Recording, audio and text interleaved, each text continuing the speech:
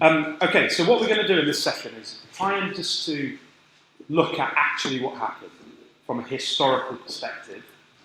We also hopefully have a look at how the Christadelphian community responded to the events that unfolded and how the Brotherhood looked at these things.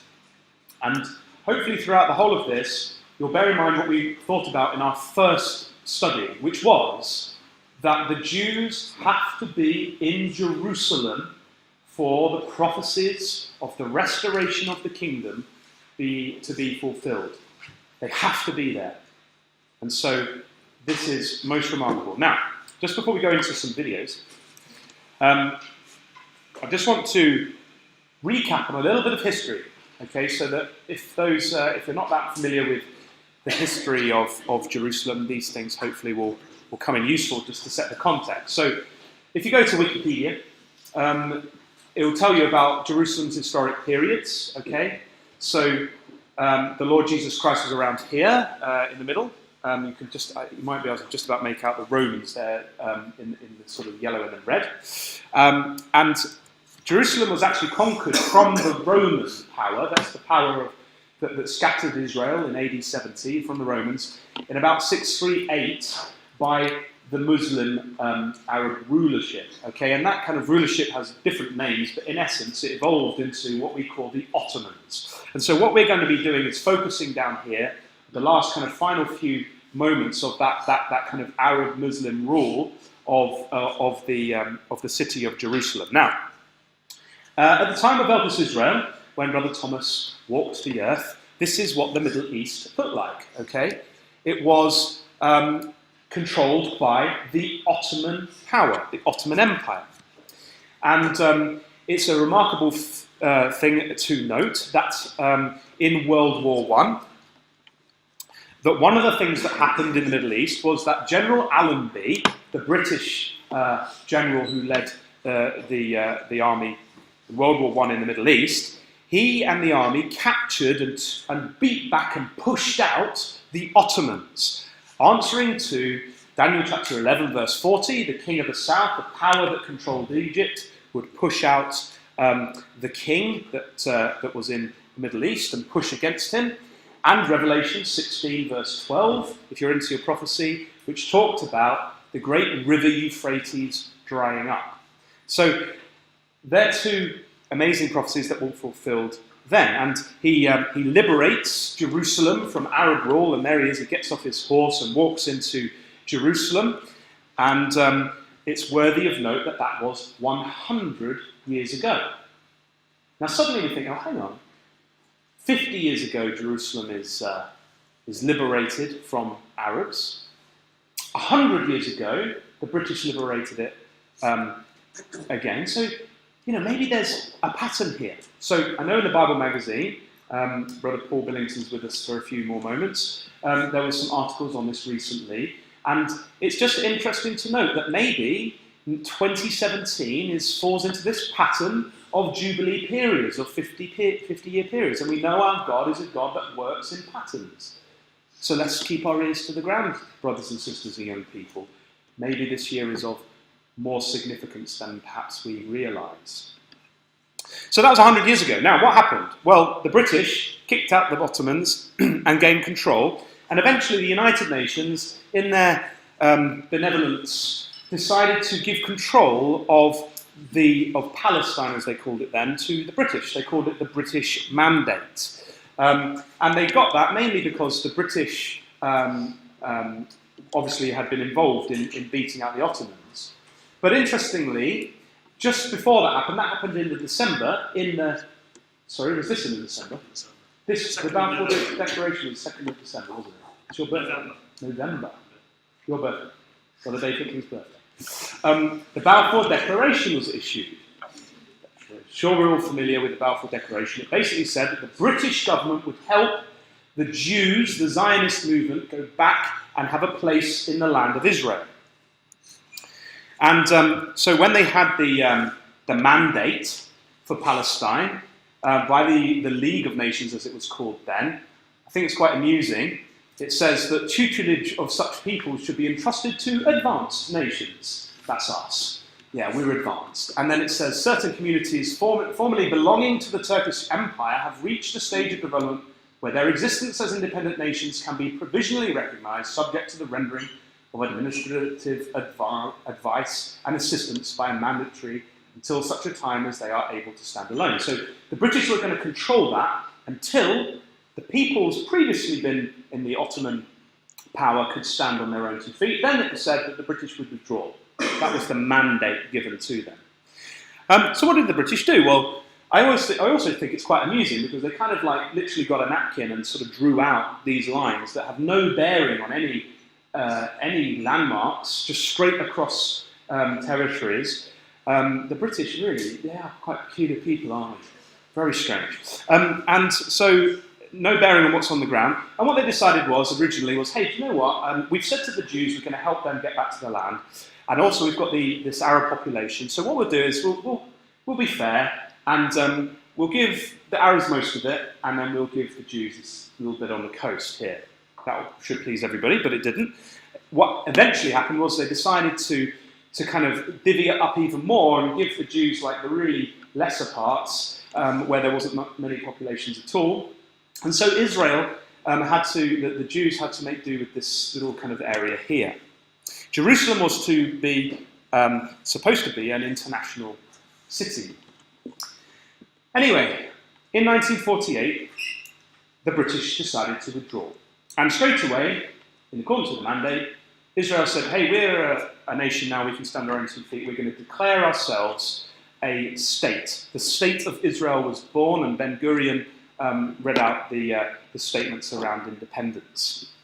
Immediately, at that time, the Arab nations around decided that they weren't happy with this and decided to attack, as we know.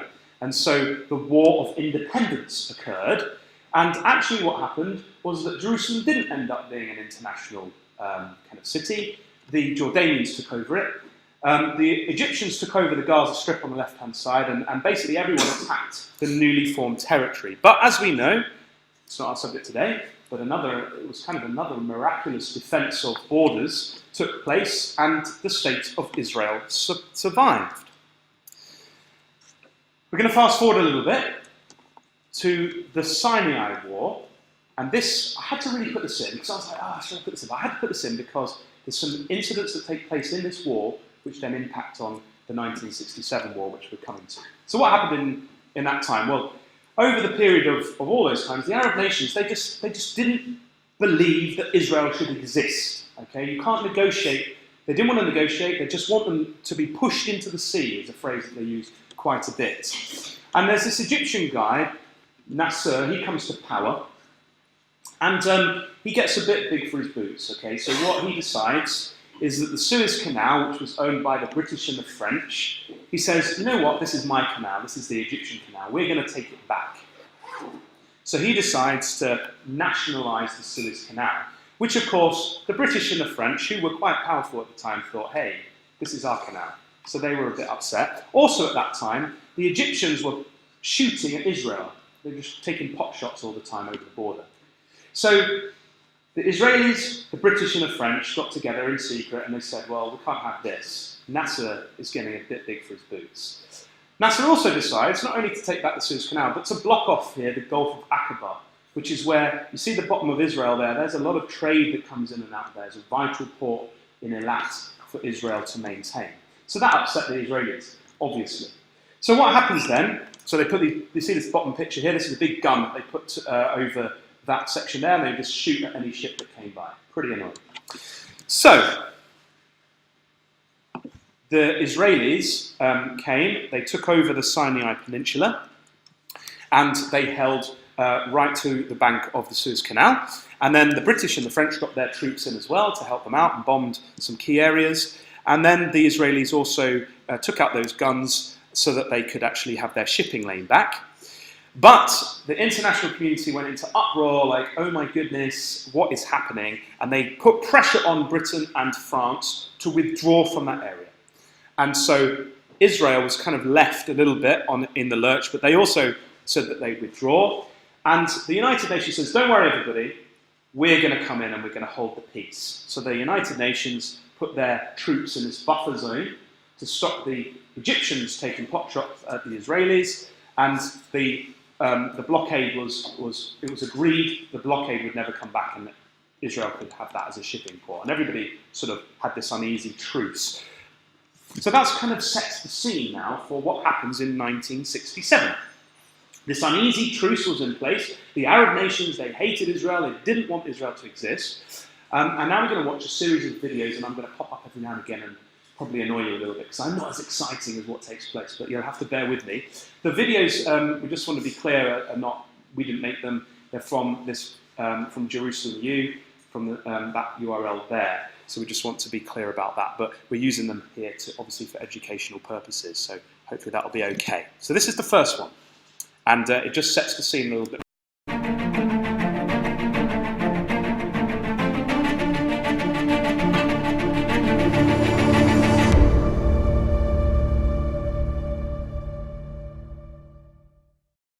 The Six-Day War of 1967 was a pivotal event in the history of the Middle East.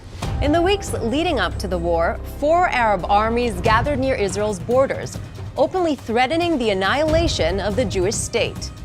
Yet in only 6 days, Israel pushed these armies back and captured new territory that made it much less vulnerable to future attacks. After the war, Israel offered to trade much of this land for peace with the Arab countries, but they refused to negotiate peace with Israel. Many of the dilemmas that Israel faces today had their beginnings at this critical time. In this series of video posts over the next month, we will relive these dramatic events that took place 50 years ago today. In May of 1967, Israel stood in a precarious position. It was not the strong country that it is today. Only 19 years earlier, it had barely survived its war of independence. In that war, 5 Arab armies had simultaneously invaded in an effort to prevent the creation of a Jewish state. Yet the Israelis fought back and were able to reclaim sovereignty over their ancient homeland, establishing a nation-state for the Jewish people after 2,000 years of exile and periods of persecution. The War of Independence ended in 1949, but Arab rejection of Israel had produced continued terrorism from 3 borders. To Israel's north, from the Golan Heights, Syria shelled Jewish communities in the valley below on a regular basis. In the south and east, Arab terrorists from the Egyptian-controlled Gaza Strip and the Jordanian-controlled West Bank regularly infiltrated across the border, carrying out attacks against civilians and killing over 400 Israelis over the course of 19 years. At its narrowest point, Israel was only 9 miles wide and vulnerable to an attack from Jordan that could cut the country in half. Its supply of water was also under threat. Beginning in 1964, the Syrians had been trying to divert the flow of Israel's critical water source, the Jordan River. On May 11th, after a series of terrorist attacks, UN Secretary General Outant stated that attacks on Israel were, quote, deplorable, insidious, contrary to the letter and spirit of the armistice agreements, and menaces to peace in the area. Israel had faced these threats since its birth. Long before the Six-Day War and before Israel had control of the West Bank, its Arab neighbors had rejected Israel's right to exist. To the Arab world, Israel's borders, the ceasefire lines of 1949, were simply the points where the war was paused, to be resumed at any moment. That moment was approaching.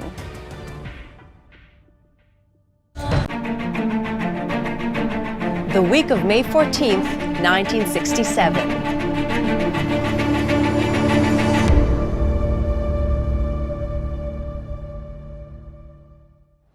On May 11th, the United Nations had condemned Arab attacks on Israel as deplorable and menaces to peace. But rather than calming the situation, Arab states were about to escalate the conflict. On May 14th, Egypt's President Nasser began moving his troops and armor into the Sinai Peninsula, the only buffer zone between Egypt and Israel. Since the 1956 Suez War, this area had already been demilitarized with UN troops stationed along the Egypt-Israel border to help maintain the peace. Nasser's initial decision to move troops and armor into Sinai was in part fueled by false information supplied by the Soviet Union, Egypt's ally and sponsor, that claimed Israel was about to invade Syria. Within a day, Nasser learned that the claim was false, but chose to continue with the military buildup threatening Israel. On May 16th, goaded on by other Arab countries and the Egyptian public, and urged to not, quote, hide behind UN skirts, Nasser ordered the UN troops to immediately evacuate the Sinai. To the bewilderment of the international community, the UN acquiesced and simply left. Israel now lay exposed on its southern border as Egypt continued amassing its troops in the Sinai.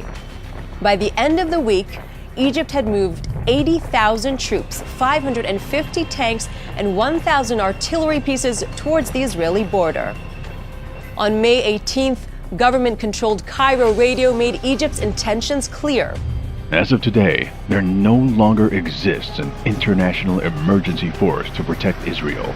The sole method we shall apply against Israel is a total war which will result in the extermination of Zionist existence. War seemed inevitable.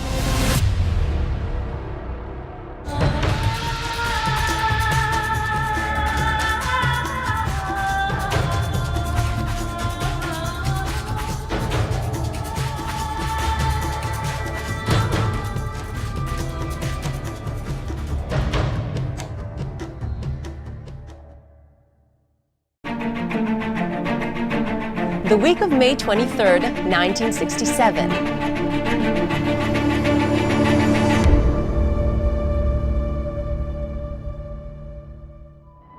The previous week, Egypt had moved 80,000 troops, 550 tanks, and 1,000 artillery pieces into the Sinai, the buffer zone between Egypt and Israel, and expelled the UN force intended to keep the peace. Israel began defensive preparations but sought international diplomacy to avert the crisis.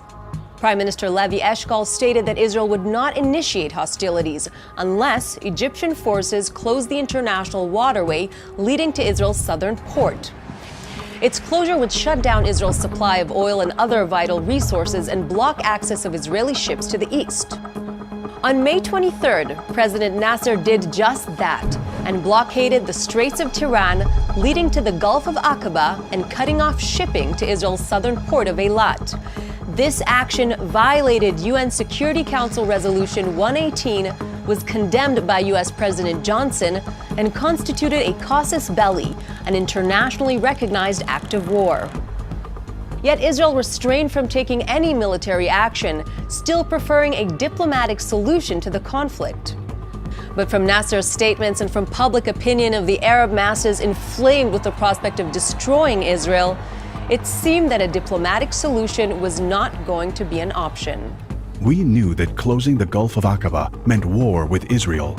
If war comes, it will be total, and the objective will be Israel's destruction. 5 other Arab countries rallied around Nasser and sent their troops to the front lines. War seemed imminent. Situation for the people of Israel. Imagine what it would have been like to be a Jew at that time. You know, even if you weren't in Israel, it would have been a terrifying situation, and like another Holocaust is about to happen. Imagine what it would have been like to be in the Christadelphian community at that time. You know, would that have caused us doubts to think, oh, crumbs, maybe we were wrong about the Jews having to be in Jerusalem, because all the odds were stacked against Israel. In fact,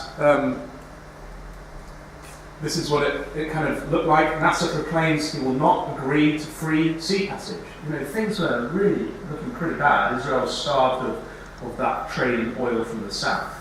And if you looked at the stats at the time, it looked like Israel was, by far, less troops. Definitely in terms of regular professional army soldiers, they had about 50,000 regulars.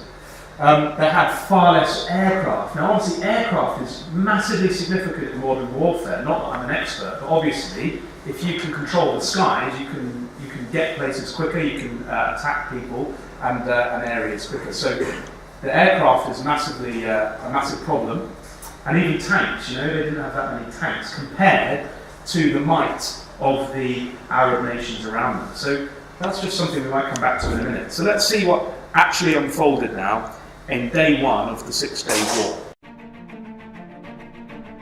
June 5th, 1967, day one of the war.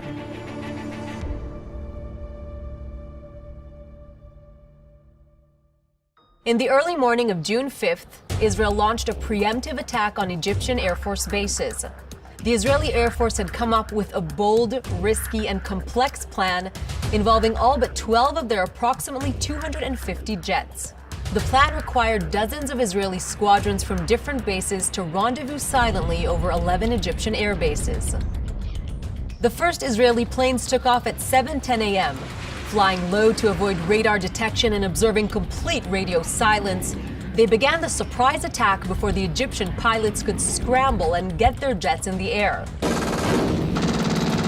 After first bombing the runway so that they could not be used, Israeli jets bombed and strafed Egypt's combat aircraft on the ground. In a matter of 4 hours, Israel destroyed 2/3 of the entire Egyptian Air Force, the largest in the Arab world. This singular act gave Israel control of the airspace over southern Israel, Egypt, and Sinai, providing a great advantage on the southern front and freeing Israel's Air Force for use on other fronts. A preemptive strike had not been taken lightly.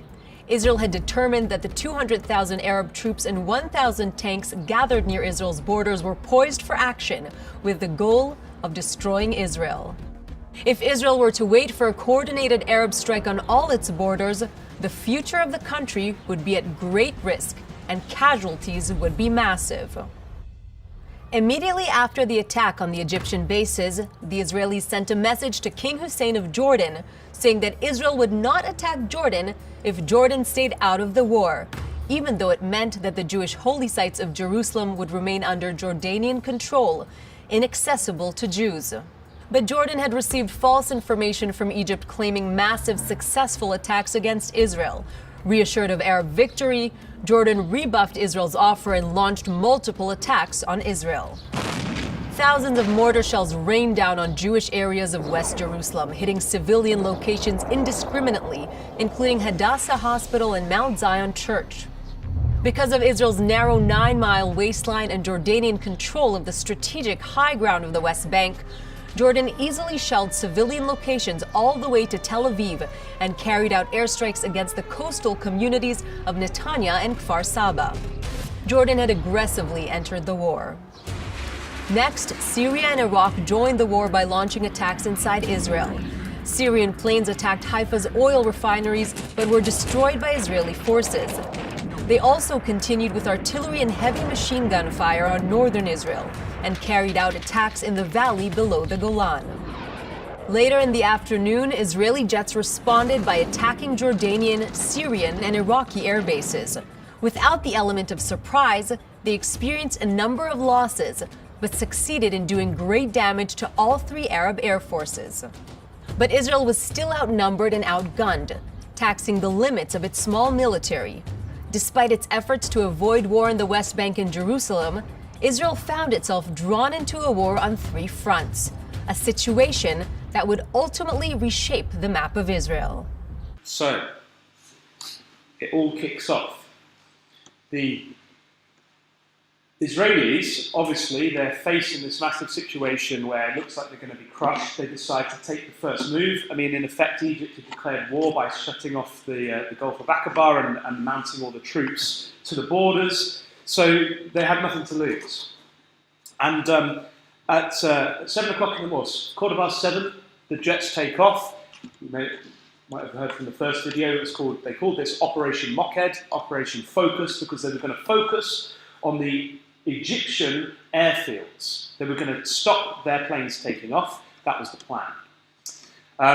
They managed to get there without being detected. They managed to bomb the runways, and then they were able to kind of destroy most of the planes. Interestingly, in that first wave, they only lost about 8 planes, but Egypt lost 200 planes in that first wave. Further raids were then undertaken, and later in the day, they decided to extend the operation to Jordanian and Syrian airfields. The Syrians, as you saw in that video, the Jordanians were told, look, keep out of this. The Israelis said, look, if you just stay over there and be quiet, we won't come for you. But the Egyptians as you'll see, is a common theme in this story, decided to start telling everybody how amazing victory that they were having when in fact all their planes had just been destroyed. So the Jordanians are like, well, we are going to join this, we're going to join this attack. So they decided to join. A bit silly, really. So here's some of the pictures from that day. There's some Israeli jets. The amazing success was heralded by those involved. Mordecai Motti Hood said, even in my wildest dreams, I could not have imagined such an achievement. And we could have spent all day looking at testimonials from the people that took part in those. He said, it was amazing. We completely surprised them. All the missions were completed. All of us were alive. I think that's quite a significant comment there. Anti-aircraft fire was pathetic. This is another guy that took part in the first wave. He says, in the first wave, I led a formation of 4 Mirages on Amashus Airport, at the entrance of Cairo. 42 MiG-21 jets, the most advanced Soviet interception planes, are poised for immediate takeoff. Not one of them managed to move. A complete surprise. By the time we were done, all of the MiGs were burning on the parking area. We landed back at the base with our last drops of fuel, and to our great joy, we saw no one had been hurt. Now, I want to just point out some of the reasons as to why this was such a great success. We might just think, hey, maybe the Israelis, they're like really good at flying planes. Maybe they're just clever, right? But that is not the case. There's 3 incredible things that happened in that slot between 7 and 8 a.m. on that first day. And the most amazing thing about it was that none of these 3 things were known by Israeli intelligence. So these are coincidences. And when we come across coincidences to this magnitude, I would suggest they're not coincidences at all. They're actually miracles. It's got the hallmarks of our God. So, what are they? Well, 7:15, right? The planes take off. They're flying low. They're going across the Mediterranean, and they're going to turn south into Egypt. And at that time, there was a Jordanian guy looking at the radar, in Jordan. Now, Jordan had been placed under Egyptian army control. So his kind of boss was an Egyptian. So he actually sees on the radar all these dots kind of appear. They're flying low, they're trying to not be seen, but some of them appeared. So he thought, right, oh crumbs, they're actually going to attack. So he sends a message to Egyptian headquarters, and he says, attack, attack, you're going to be attacked. And they get this message, and they're like, what does that mean? So he sends it again. Attack, attack, you're being attacked. And they're like, oh, shut up. And they turn him off. And then suddenly they think, hey, do you know what? Last night, didn't we just change the codes? Like maybe he's using yesterday's codes. Maybe the codes didn't go through to him, this guy on the radar. And so that by the time that they figured this out, he was using yesterday's codes, and they'd stopped using them, and it was saying attack, it was too late. So that's a little coincidence, isn't it? That took place, because had they had that message through, they would have got a bit more ready. And so I would say that's an amazing coincidence that that stupidity was allowed to happen. Secondly, right, the night before, just so happened that the night before, in a few of the bases, they had decided to throw a belly dancing party, right? To boost the morale of the troops, because the Arabs were so confident. So they had a party, and they invited all of the pilots, or at least the chief pilots, to the party, and they drank a lot. And there was this particular pilot from the Arab side, and he was supposed to fly a little recon mission at 7:30. He was supposed to be out, just checking they used to just go up and down the Mediterranean and then come back, and then another wave would go up and down, just a few of them, just to check out what the Israelis were doing. But the one that was supposed to just set off at 7:30, he was a bit late because he had a bit of a hangover. So an amazing coincidence that he never actually took off. I think by the time he came, his airstrip was actually all blown up. So never be late is the message from that one. What about the other thing? Well, this one is truly remarkable, right?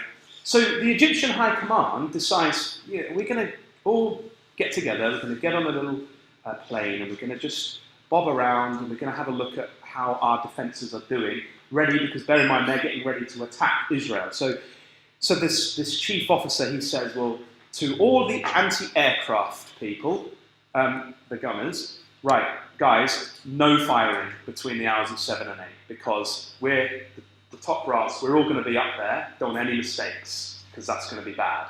So everybody just don't do anything. So they decided to all go for breakfast, because they weren't allowed to fire. He said, though, only if I personally tell you to fire, then you can kind of fire. But me personally. So he's up in the air, bobbing around, and they're just checking out, I think, the defences towards Israel's southern front. That's the Egyptian high command. Now, again, that's an amazing coincidence, isn't it? That the anti-aircraft gunners, who that fighter said were pathetic, one of the reasons they were pathetic because they weren't actually supposed to fire anything, because they're like, when they saw the planes come over, they're like, well, what do I do? Do I fire? I've been commanded not to fire. But then they're bombing us. But like, what do I do? Can I fire? Can I not fire? And then eventually someone will say, just fire, and then but it's too late.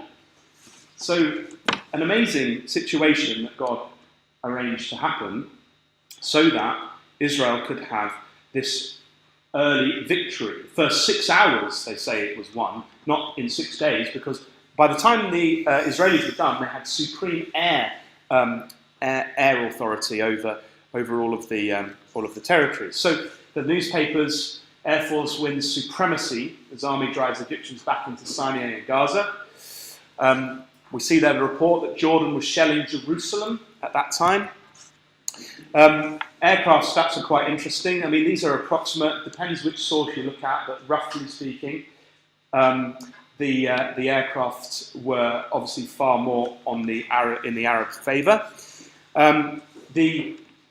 At the end of it, Israel did suffer quite a lot of casualties, really. Almost a quarter of their air force was destroyed, but the Arabs suffered a lot more. So that was day one. A truly remarkable victory for Israel. So we're going to watch a few more then and see what unfolds as time goes on. June 6th, 1967, day 2 of the war.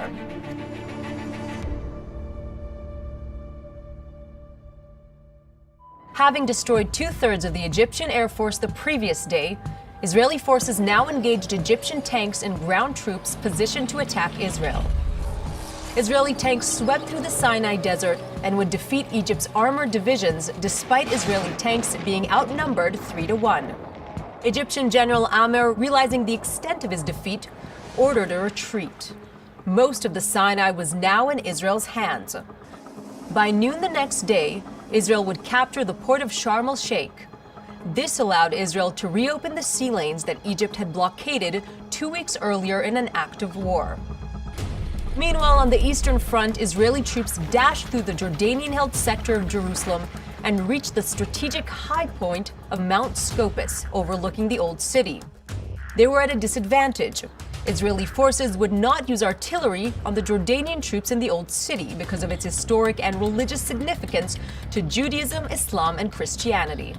In an emergency session at the United Nations in New York, Abba Eban, Israel's foreign minister, addressed the UN Security Council. Israel had reached a somber hour. An army greater than any force ever assembled in history in Sinai had massed against Israel's southern frontier. Nasser had provocatively brought 5 infantry divisions and 2 armored divisions up to our very gates. 80,000 men and 900 tanks were poised to move. As the attacks on Israel continued, Israeli Prime Minister Eshkol appealed to the Soviets, who were supporting Egypt, to help secure peace. But the Soviet Union demanded that Israel immediately and unconditionally halt all military operations, an option Israel could not afford while still being attacked. The war was not yet over. Okay, so that was day 2. What happens on day 2? The Egyptian armed forces, they're now in retreat in the Sinai. Well, they've got no air support, so they've got to leg it. So they're trying to get back to Egypt. They're trying to get over the Suez Canal. Jordan, still shelling, so the Jews and the Israelis have to think, well, we've got to stop the Jordanians, they keep shelling us. So they decide to have a ground attack obviously one of the problems was that they were shelling and shooting them from the old city of Jerusalem, which contains all of the holy sites of Judaism. So they decide to not use artillery and blow that all up, or air support. They decide to go in on foot, at least to try and stop it. But they get to they're looking at Jerusalem, the old city, but they're at some strategic positions around it. They control a lot of the West Bank area at this point, and they're at the gates of the old city of Jerusalem. And so this was I found this cartoon mildly amusing from the Washington Post. You see these are all of the countries of the world. Underneath they have like their banner, which is like "Forward Arabs" against Israel, but that's gone down, and now they're saying stop everybody, stop and withdraw, ceasefire. But you see, what was Israel supposed to do? God had arranged circumstances to the point where the situation was rolling forward, and it was almost impossible to stop it from a human perspective. This is a picture of Israelis going up a particular strategic area near Jerusalem called Ammunition Hill, where the British actually used to keep all their ammunitions, and that was a particularly bloody battle.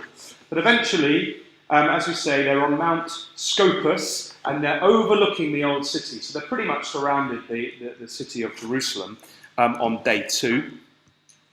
They open the Scopus Road, and they've encircled the old city. And still inside the city, the Jordanians are shelling everybody, right? They don't care. They're just doing that. And this is one from The Guardian. Israel claims land and air success. And the British and the Americans are like, well, we're nothing to do with this. It's nothing to do with us, what's going on. Which is quite interesting considering what NASA says in a few days' time. So, here we go. That's day 2. This is day 3. June 7th, 1967, day 3 of the war.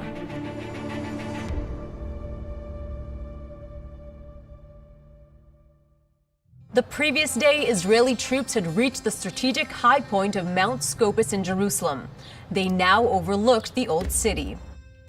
For the last 19 years, Jerusalem had been divided. In 1948, Jordan had captured the eastern part of the city, which included the Old City and the Temple Mount, the location of the ancient Jewish temple, Judaism's holiest site. Under Jordanian rule, Jews were evicted from the Jewish quarter, synagogues were destroyed, and the Mount of Olives, Judaism's oldest and holiest cemetery, was vandalized. For 19 years, Jews had been barred from access to their holy sites in eastern Jerusalem, despite the rights promised in the 1949 Armistice Agreement. In the early morning of June 7th, the Israeli paratroopers advanced on the holy city.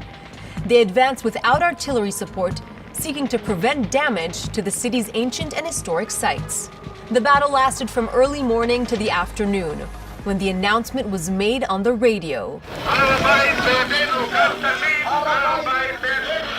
Har Habayit Be'yadenu. The Temple Mount is in our hands. For the first time in 19 years, Jews could pray at the Western Wall. And for the first time in 2,000 years, a united Jerusalem, Judaism's holiest city, was back in sovereign Jewish hands.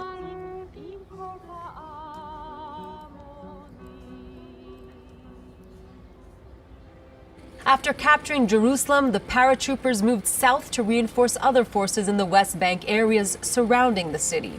The cities of Hebron, Bethlehem, and the region of Gush Etzion were captured with little to no resistance. The West Bank, the historical birthplace of the Jewish people, which until 1948 had maintained a Jewish presence for 3,000 years, was once again under Jewish control. The battle on the Eastern Front was virtually over, but in the north, the fighting continued. That was day 3. That was the day when the Temple Mount stopped being in Gentile hands and became once again in Jewish hands. They also removed the blockade on the Gulf of Aqaba. This guy here is on the right is one of the Jewish generals, Moshe Dayan. He's just one of the most notable kind of generals in the Israeli army because of this eye patch that he wore. The Jews actually Israelis got through the Lion Gate, which you can see there. We went to Israel a few years back, and that was a photo I took. of the Lion Gate. So we're on the Mount of Olives here, looking down into the old city. You can see the old city walls, hopefully, just about there.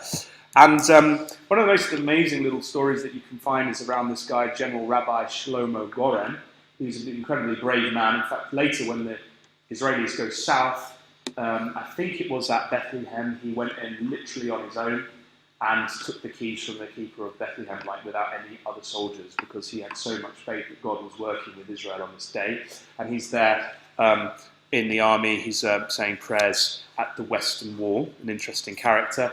And there they are on top of the Temple Mount. Can't believe it that they've done it. The famous picture of the Israeli soldiers at the Temple Mount, at the Western Wall, the first time in thousands of years that Jews had been at the place of the Temple after AD 70.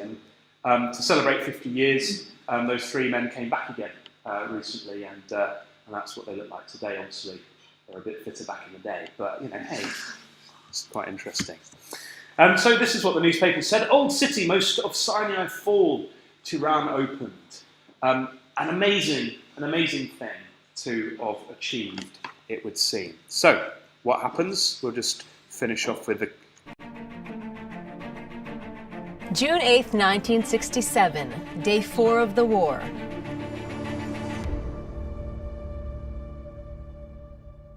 During the first 3 days of the Six-Day War, Israel had neutralized the threats from Egypt in the south and Jordan in the east. The Egyptians were in retreat, as were Arab forces in the West Bank. But June 8th began with one of the most tragic accidents of the war. Israeli planes mistakenly attacked the USS Liberty, an American electronic surveillance ship sailing just offshore. The attack was called off as soon as the mistake was realized, but not before 34 American sailors were killed. Prime Minister Eshkol conveyed his profound condolences to the Americans.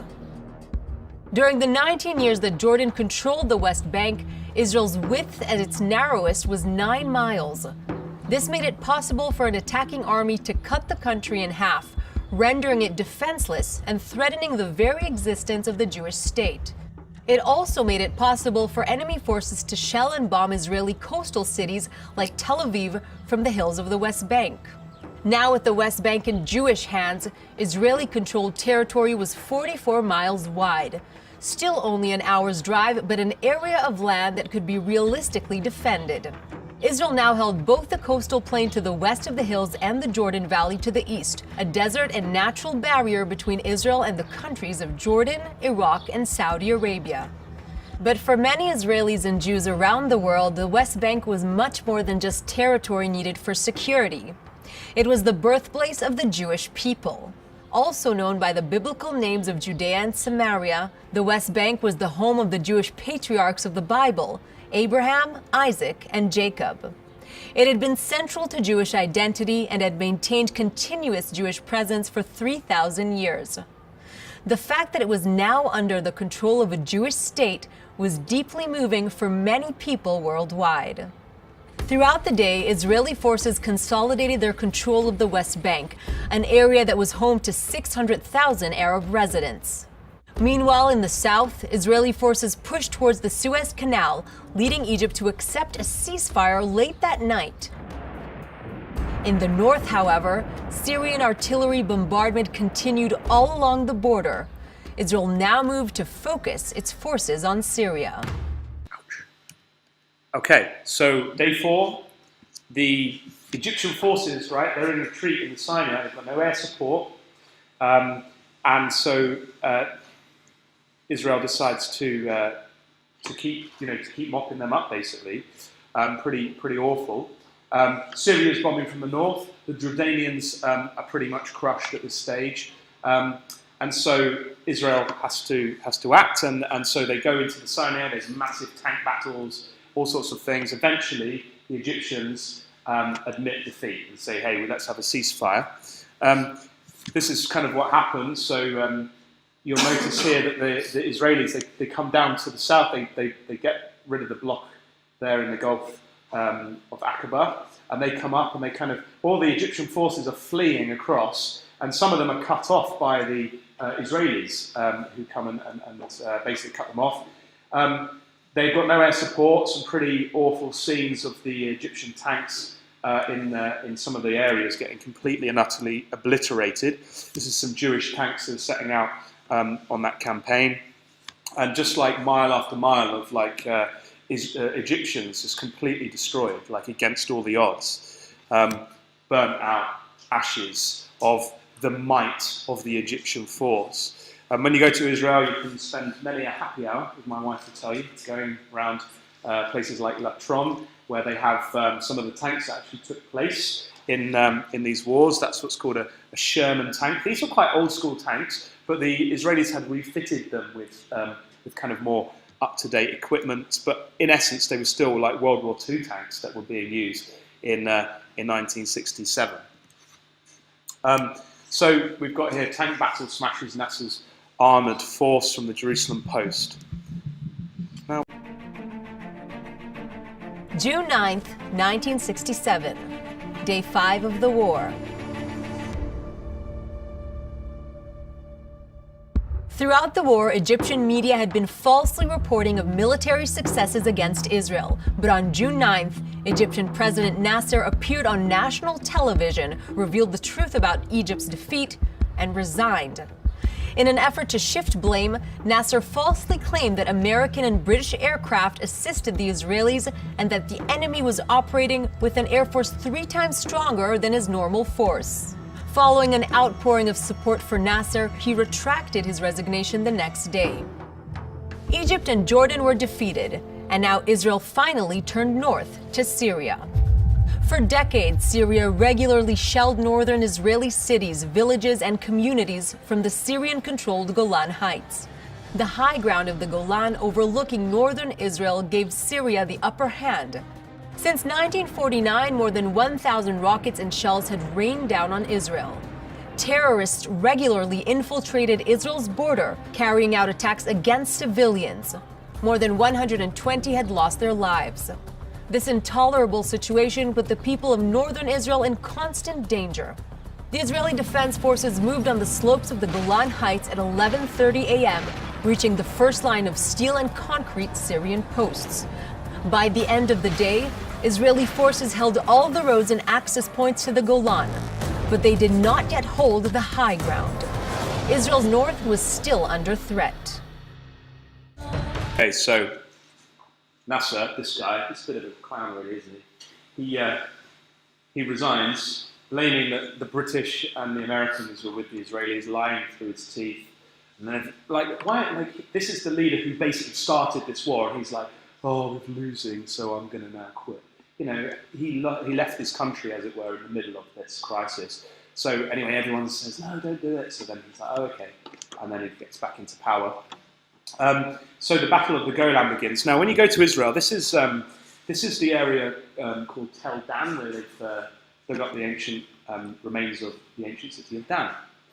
And to the north of that area is this is Mount Hermon, and this is the area that the Syrians had, and that's literally looking level. So this is you can see how high up the Golan Heights are. So if you've got a gun on top of one of those kind of really high ridges, very easy for you to pepper or anyone coming up. So that's what they were doing, and so the Jews were in their bomb shelters regularly in the north.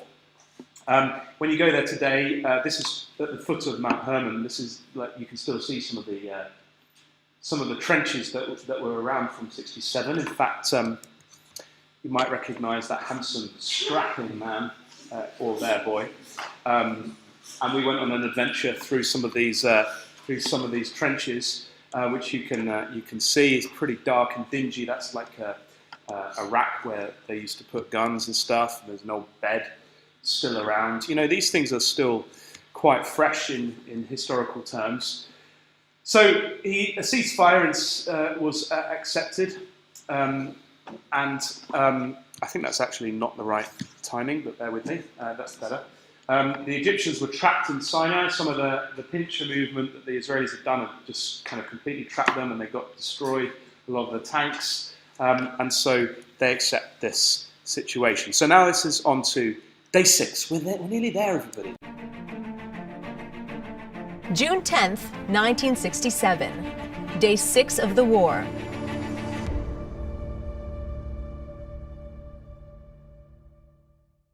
Although Egypt's and Jordan's armed forces had been defeated, Syria continued to shell Israel from the Golan Heights in the north. The battle for control of the Golan Heights had begun the previous day. On June 10th, the Israeli Defense Forces made its bid for the high ground. As ceasefire discussions progressed in the UN, Prime Minister Eshkol refused to accept a situation where Syria would still be able to terrorize the north and ordered the Israeli forces to push forward in order to fully neutralize the threat. The Syrian forces now began to disintegrate, with officers and soldiers alike abandoning their posts. By midday, Quneitra, the last Syrian stronghold, fell. The entire Golan Heights was now in Israel's hands. The war was over. The losses on the Arab side had been catastrophic. Just a week earlier, 200,000 Arab soldiers and 1,000 tanks were positioned to carry out their leaders' pledges to destroy the Jewish state. Now, these forces were defeated and thousands of Arab soldiers were lost in battle. The result was humiliation and anger throughout the Arab world, as Israel had established itself as the dominant military power in the region. Facing aggression from its neighboring countries, Israel had captured the Golan Heights from Syria, preventing Syria from terrorizing communities in northern Israel. It had captured eastern Jerusalem and the West Bank from Jordan, giving Israel the strategic high ground as well as a more defensible width at its narrowest point. Israel also took control of the entire Sinai Peninsula and the Gaza Strip from Egypt, preventing the threat of Egyptian attacks on Israel's borders and opening Israel's southern port. For the first time, Israel had strategic depth. Israel was swept by a wave of euphoria. The small, strongly outnumbered country had achieved a stunning military victory and greatly increased its size to borders that could be realistically defended. It had removed the sense of constant threat of annihilation that Israelis had faced ever since the establishment of the state 19 years earlier. And perhaps most acutely felt was the sense of national and historical rebirth, as Jerusalem, Judaism's holiest place and capital of the ancient Jewish kingdom, was reunited under Jewish sovereignty for the first time in 2,000 years. So, final day, they take out the Golan Heights, the war ends. Just a reminder of the stats, pretty amazing really. It was like a David and Goliath moment, wasn't it, with the odds completely stacked against Israel. And I think if you can't see the amazing hand of God in that, I think you've got to be pretty blind and attribute some phenomenal intelligence to human beings on the Israeli side to be able to do that. In fact, so much so that even people in the world, they called it a miracle. The 6-day miracle was one of the things. The Jews themselves saw it as a miracle. These are from Jewish magazines. 7 days ago, we wrote that the Jewish people cannot rely on miracles, but what has happened since then cannot be adequately comprehended in any other terms. Manifestations of the supernatural. Bullets were going around corners, so to speak, in that war. We've only sort of scraped the surface. There's plenty of books on some of the battles that took place and some of the amazing feats. What about the Christadelphian community? Well, afterwards, there was plenty of articles, as you can imagine, in the Christadelphian magazine. This one from James Carter called Wake, Brethren, Wake.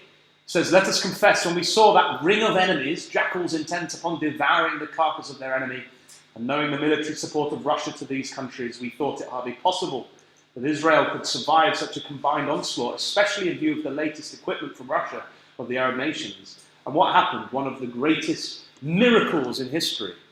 I think we can sit here 50 years later and go, oh yeah, of course.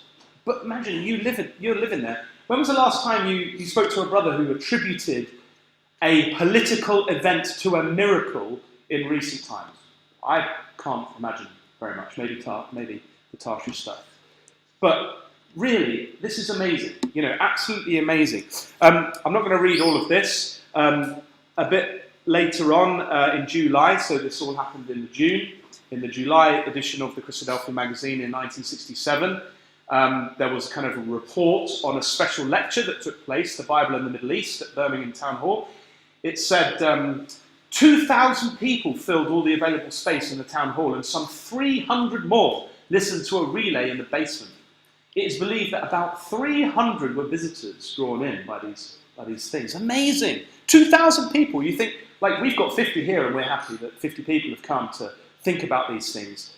2,000. I'm kind of gutted. Where's everybody else? You know. In 1987, some years later, Brother Alan Eyre was reflecting on an article that Brother Michael Ashton of Woodgate Meeting now had written on the Six-Day War.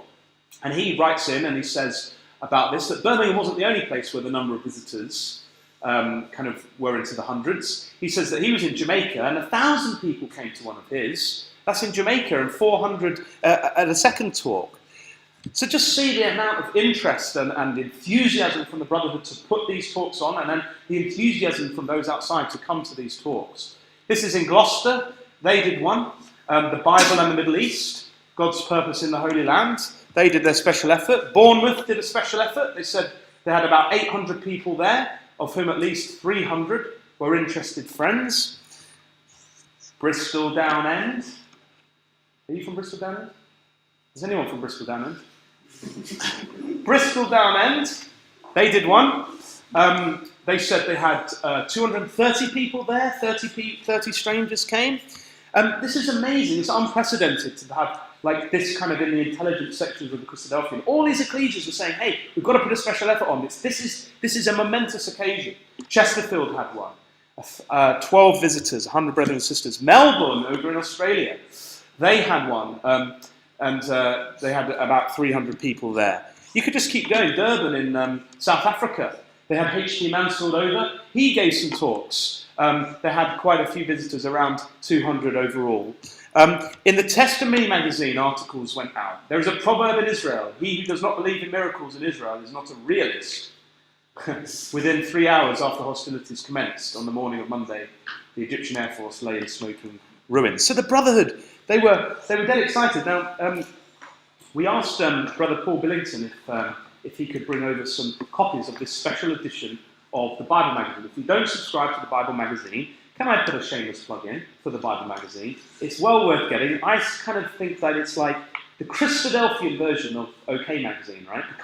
Not because of the weird stuff of OK Magazine, but because it's like full of pictures, it's very exciting, and full of great stuff to study. So in this particular, not that OK Magazine has any of those things, but you know what I mean, full of pictures is the only connection there, right? From July 2014, there was a special edition all around Jerusalem Day. And one of the things that is very interesting in there is some of the prints from Christadelphian advertising of the time that you can have a look at. I'm not going to go through that now, but Brother Paul kindly brought some, and we've put them at the back, so anyone can take one of those away and have a read in your spare time.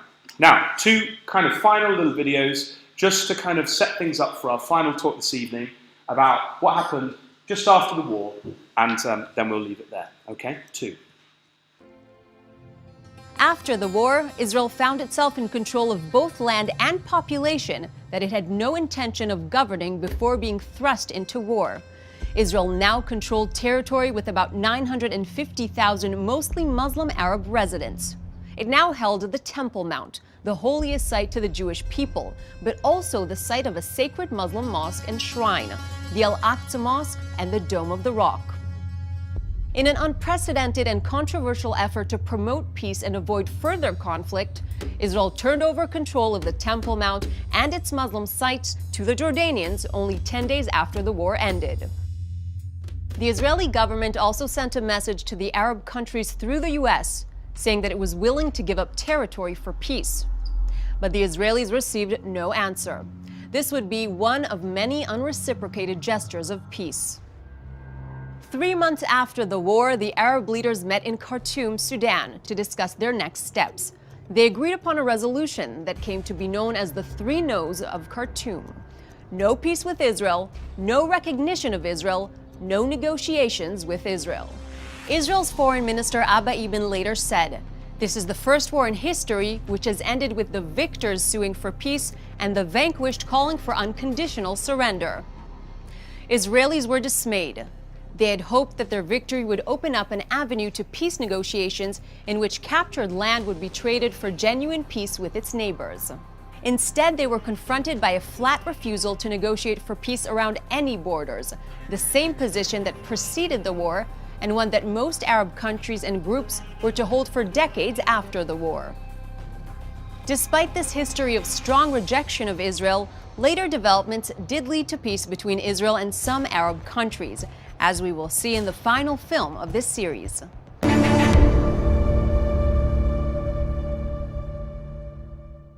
On the eve of the Six-Day War, in June 1967, more than 200,000 Arab troops and 1,000 tanks were positioned near Israel's borders, threatening to destroy the Jewish state. During the war, Israel pushed back the armies of Egypt, Jordan, and Syria, and captured territory that had been used to attack and threaten Israel. Immediately after the war, Israel signaled that it would give up captured territory for peace, but the Arab countries refused to recognize or negotiate with the State of Israel. 5 months after the Six-Day War, the United Nations passed Resolution 242, calling on Israel to withdraw from captured territories without specifying how much, while also calling on its neighbors to end aggression against Israel and to recognize its right to live in peace within secure and recognized boundaries. This came to be known as the Land for Peace formula. Israel was willing to part with newly captured territories in the Sinai, the Gaza Strip, the Golan Heights, and even the West Bank, despite its historical significance for the Jewish people, in return for peace. Again, the Arab states refused to negotiate peace. However, 12 years later, following another unsuccessful war launched by Arab states, and after many rounds of diplomacy, Egyptian President Anwar Sadat signed a peace treaty with Israel. In return for peace, Israel withdrew from the Sinai Peninsula, nearly 90% of the area it captured in the Six-Day War. 15 years later, in 1994, Israel also signed a peace treaty with Jordan. For the Arabs who live in the West Bank and Gaza, the last 50 years have been difficult. While there has never been a Palestinian state, the dream of achieving one has only grown during this time. However, for decades following the Six-Day War, Palestinian leaders rejected living alongside Israel. They believed that all of the land from the Jordan River to the Mediterranean Sea, which includes all of Israel, belonged to them. Hopes soared during the 1990s when the Oslo peace process seemed to offer a negotiated path to a Palestinian state and peace with Israel. Some important progress was made by setting up an elected government for Palestinians, the Palestinian Authority, that governs daily life for most Palestinians to this day. The Oslo process led to the Camp David summit in 2000, where Israel offered the Palestinian Authority a two-state solution. Had the Palestinians accepted this proposal, a Palestinian state would have been created in the West Bank and Gaza, with eastern Jerusalem as its capital.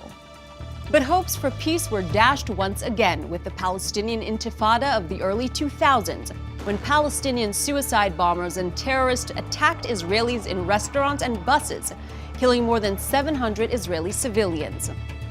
In 2005, in another attempt to end the violence and foster peace, Israel unilaterally withdrew all Israeli forces and Jewish communities from the Gaza Strip. This involved uprooting some 8,000 Jews from their homes, an operation that was very difficult for many Israelis. But less than 2 years later, the terrorist group Hamas took over the Gaza Strip in a military coup and has since fired more than 12,000 rockets and mortars at Israeli communities. This experience has discouraged most Israelis from wanting to make further unilateral withdrawals.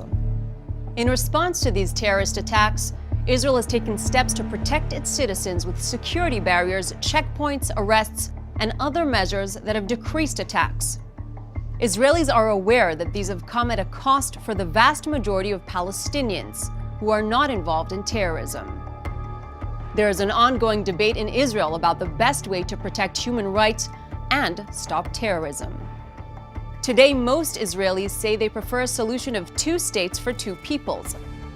For the sake of real peace, most are willing to take very difficult steps, such as turning over control of most of the West Bank to the Palestinians and ending what some refer to as the occupation. Most are even willing to uproot many of the Jewish communities or settlements in the West Bank, also known by the biblical names of Judea and Samaria, an area that has deep historical and religious significance to many Jews around the world. Yet at the same time, most Israelis have serious doubts that the current Palestinian leadership will ever accept living alongside the Jewish state of Israel.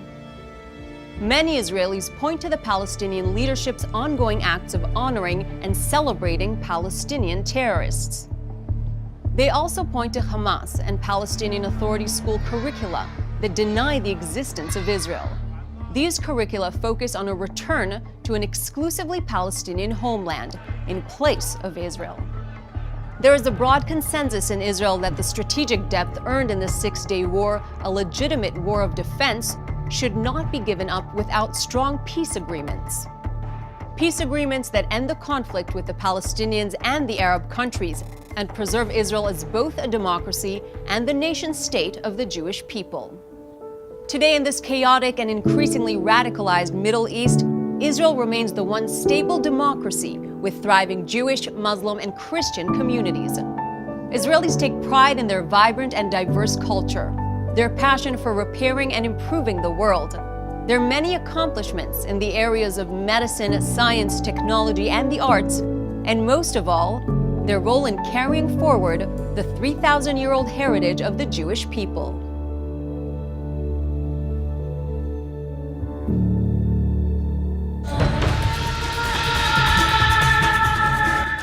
So, that's it. In the final study, this evening, God willing, we're going to have a look at the continued significance of events that have unfolded since the Six-Day War and to look forward to the future. And hopefully we're going to cement a little bit more of the reasoning behind why it's so important that we as Christadelphians appreciate what's happening with the nation of Israel. But I just wanted to say, don't you think it is absolutely amazing that that took place? Like, the Israelis didn't intend to get Jerusalem in that Six-Day War. Even right up to the last few hours before they actually went in, they didn't intend to do it. But God created that situation so that the prophecies that we looked at in our first session would be indeed fulfilled, and that the Jews would be in Jerusalem ready for the manifestation of the Lord Jesus Christ and his saints at the time that we all look for.